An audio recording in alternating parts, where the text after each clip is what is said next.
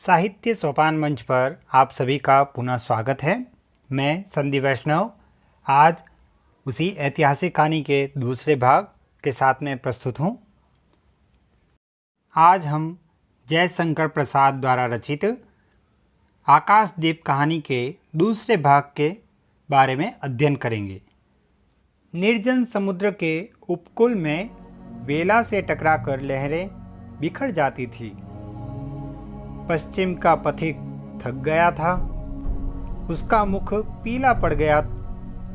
अपनी शांत गंभीर हलचल में जलनिधि विचार में निमग्न था। वह जैसे प्रकाश के उन्मलिन किरणों से विरक्त था। चंपा और जया धीरे धीरे उस तट पर आकर खड़ी हो गई।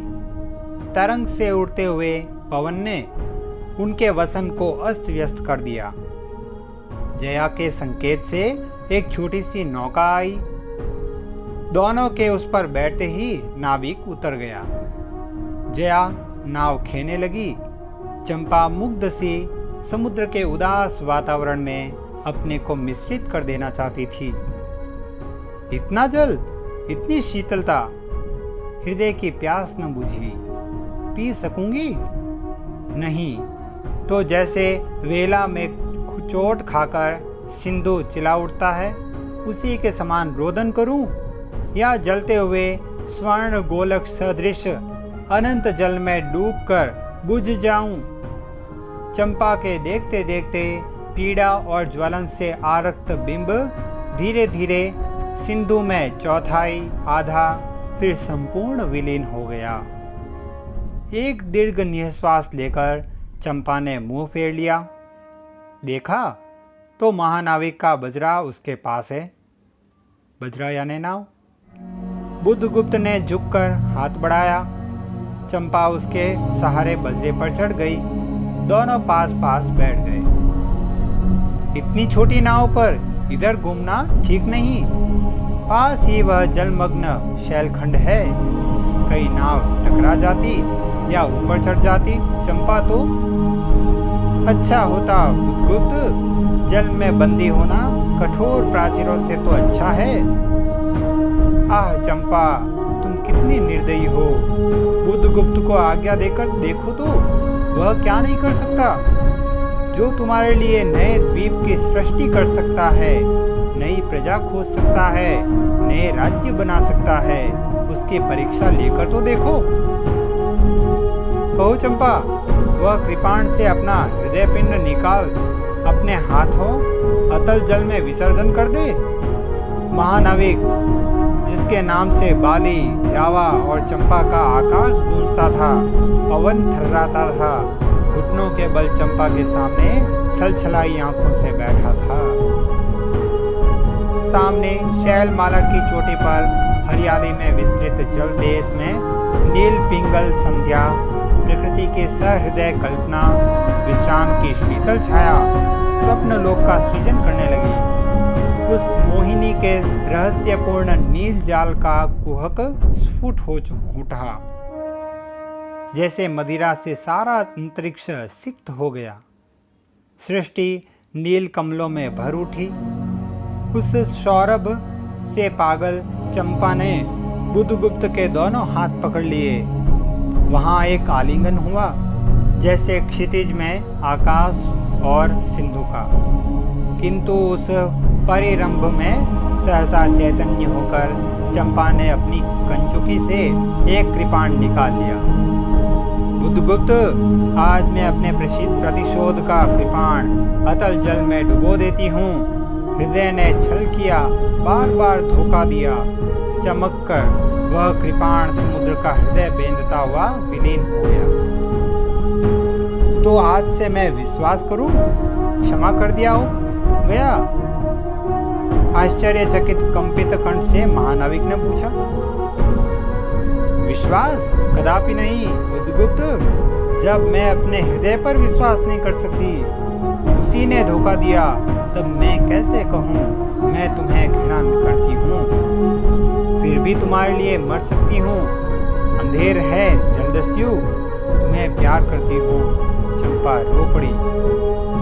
वह स्वप्नों की रंगीन संध्या संध्या तम से अपनी आंखें बंद करने लगी थी। दीर्घ निश्वास लेकर महानाविक ने कहा, इस जीवन की पुण्यतम घड़ी की स्मृति में एक प्रकाश गृह बनाऊंगा चंपा। चंपा, यहीं पर उस पहाड़ी पर संभव है कि मेरे जीवन की धुंधली संध्या उससे आलोकपूर्ण हो जाए। चंपा के दूसरे भाग में एक मनोरम शैलमाला थी। वह बहुत दूर तक सिंधु जल में निमग्न थी। सागर का चंचल जल उस पर उछलता हुआ उसे छिपाए था। आज उसी शैलमाला पर चंपा के आदि निवासियों का समारोह था। उन सबों ने चंपा को वन देवी सा सजाया था।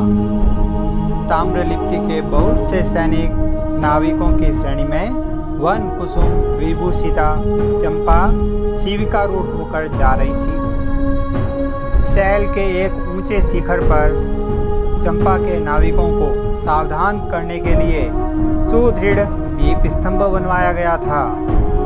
आज उसी का महोत्सव है। बुद्धगुप्त स्तंभ के द्वार पर खड़ा था। शिविका से सहारा लेकर चंपा को उसने उतारा। दोनों ने भीतर पदार्पण किया था कि बांसुरी और ढोल बजने लगे। पंक्तियों में कुसुम भूषण से सजी वन बालाएं फूल उछालती हुई नाचने लगी। दीप स्तंभ की ऊपरी खिड़की से यह देखती हुई चंपा ने जया से पूछा, यह क्या है जया? इतनी बालिकाएं कहाँ से वो तोड़ लाई? आज रानी का ब्याह है ना? कहकर जया ने हंस दिया। बुद्धगुप्त विस्तृत जलनिधि की ओर देख रहा था। उसे झकझोर कर चंपा ने पूछा, क्या यह सच है? यदि तुम्हारी इच्छा हो तो यह भी सच हो सकता है चंपा। कितने वर्षों से मैं ज्वालामुखी को अपनी छाती में दबाए हूँ। चुप रहो महानाविक। क्या मुझे निस्सहाय और कंगाल जानकर तुमने आज सब प्रतिशोध लेना चाहा? मैं तुम्हारे पिता का घातक नहीं हूँ चंपा।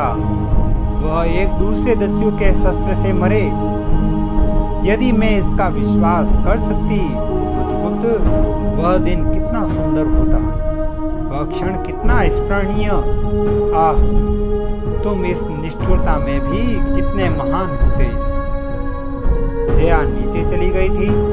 स्तंभ के संकीर्ण प्रकोष्ठ में बुद्धगुप्त और चंपा एकांत में एक दूसरे के सामने बैठे थे।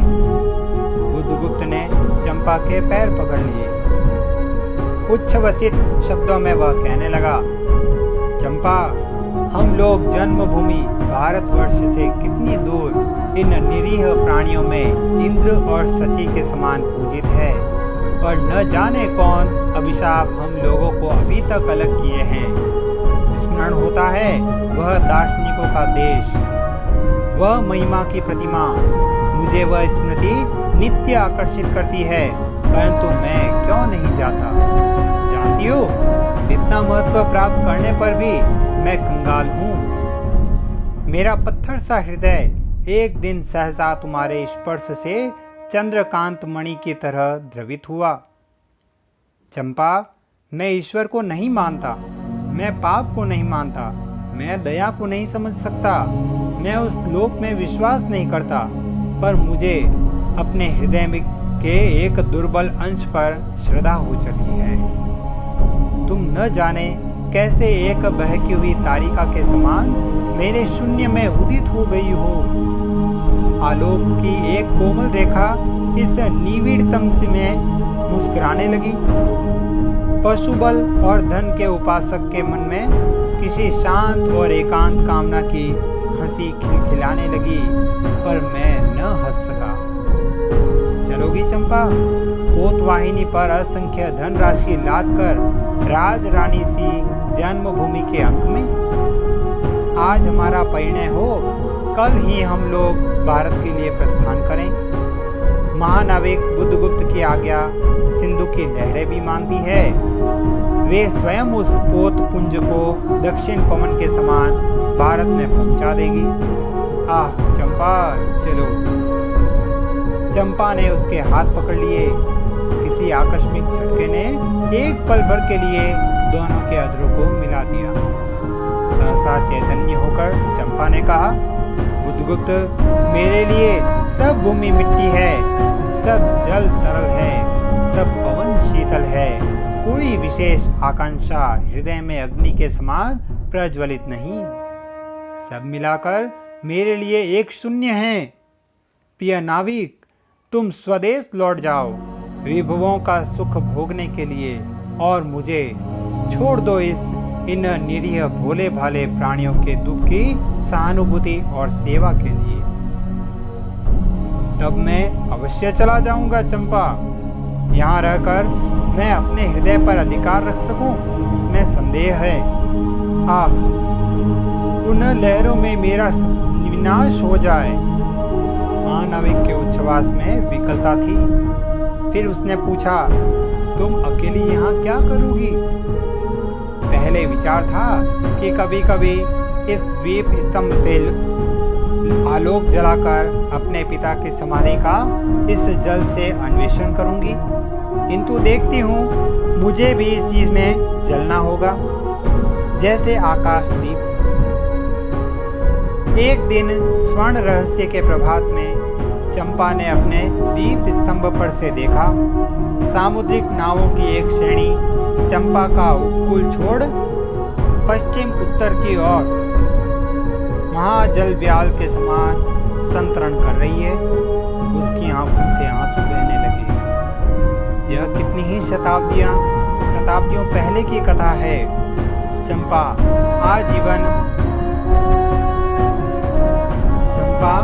आजीवन उस दीप स्तंभ में आलोक जलाती रही, किंतु उसके बाद भी बहुत दिन दीप निवासी उस माया, ममता और स्नेह सेवा की देवी की समाधि सदृश पूजा करते थे। एक दिन काल के कठोर हाथों ने उसे भी अपनी चंचलता से गिरा दिया और इसी के साथ यह कहानी पूरी होती है। यदि ये वीडियो आपको पसंद आए तो इसे लाइक, कमेंट और शेयर जरूर करें। साथ ही इस चैनल को सब्सक्राइब भी जरूर करें ताकि और भी आने वाले वीडियो की अपडेट आपको मिलती रहे। धन्यवाद।